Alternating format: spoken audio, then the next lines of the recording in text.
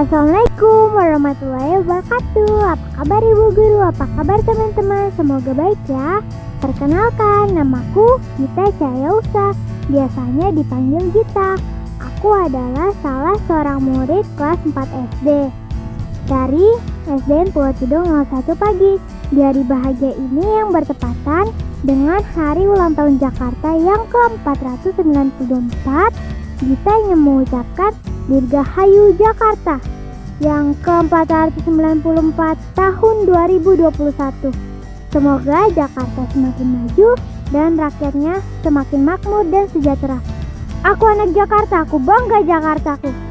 Bicara masalah Jakarta, kita tidak lepas dari sejarah dan budaya Jakarta.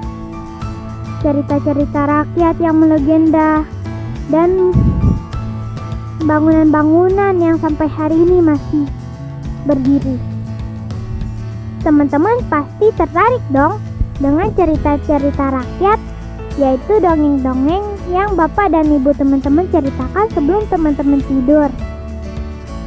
Gita juga begitu loh teman-teman. Cerita yang paling Gita sukai adalah legenda Keong Mas. Saking melegendanya sampai dibuat teater di Taman Mini Indonesia Indah, yaitu teater Keong Mas.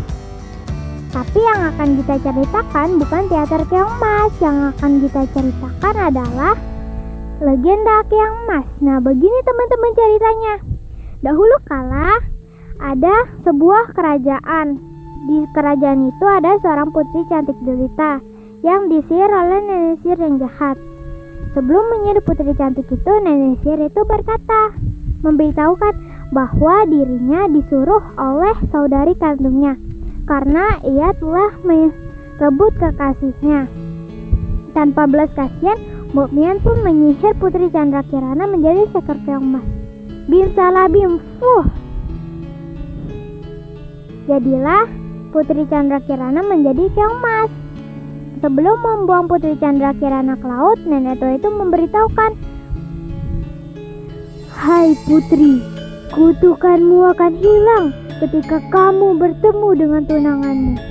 Sejak itu Putri Chandra Kirana pun tinggal di laut sebagai keong bersama keong-keong lainnya. Suatu hari, ada seorang nenek tua yang sedang berjalan di pantai. Nenek tua itu melihat seekor keong mas. Dia sangat tertarik dengan keong mas itu. Tanpa berpikir lama, nenek tua itu pun langsung membawa keong mas itu pulang ke rumahnya. Sesampainya di rumah, nenek tua itu sangat kaget karena di dalam gubuknya, karena dia melihat terdapat banyak makanan-makanan lezat dan buah-buahan di meja makannya. Tetapi nenek tua itu memang sudah lapar. Nenek tua itu pun langsung menyantap makanan-makanan lezat itu. Keesokan harinya, nenek tua itu sangat kaget karena di dalam gubuknya ada seorang putri cantik jelita. Gadis cantik itu memberitahukan bahwa dirinya adalah putri raja yang disihir menjadi keong emas oleh nenek sihir yang jahat atas perintah saudari kandungnya. Putri cantik itu juga memberitahukan bahwa kutukan yang ada di dalam dirinya akan hilang seketika dia bertemu dengan tunangannya. Putri cantik itu meminta tolong kepada nenek tua itu untuk dibawakan ke istana. Nenek tua itu pun menyanggupi permintaan putri cantik itu. Seketika putri cantik itu berubah menjadi seekor keong emas. Nenek tua itu pun langsung membawanya ke istana. Sesampainya di sana, nenek tua itu langsung menyerahkan kepada raja dan memberitahukan apa yang terjadi. Raja pun sangat menyesalinya.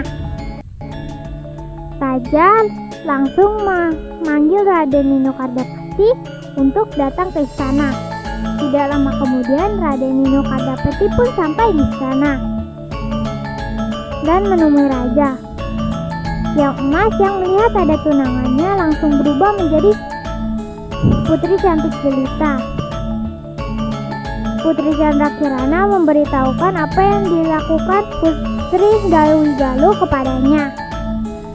Raja dan keluarga-keluarga lainnya meminta maaf kepada Putri Chandra Kirana, kecuali Putri Dewi Galuh Karena malu dan takut dihukum oleh ayahnya, Putri Dewi Galuh kabur dari istana ke hutan dan terperosok ke jurang hingga meninggal. Pernikahan Raden Winokadapati dan Putri Candrakirana pun dilangsungkan. Pesta di pernikahan dilangsungkan dengan sangat meriah. Semua undangan-undangan dari penjuru negeri pun datang. Mereka semua gembira melihat kedua mempelai yang sangat berserasi. Putri Candrakirana dan Raden Winokadapati pun hidup berbahagia.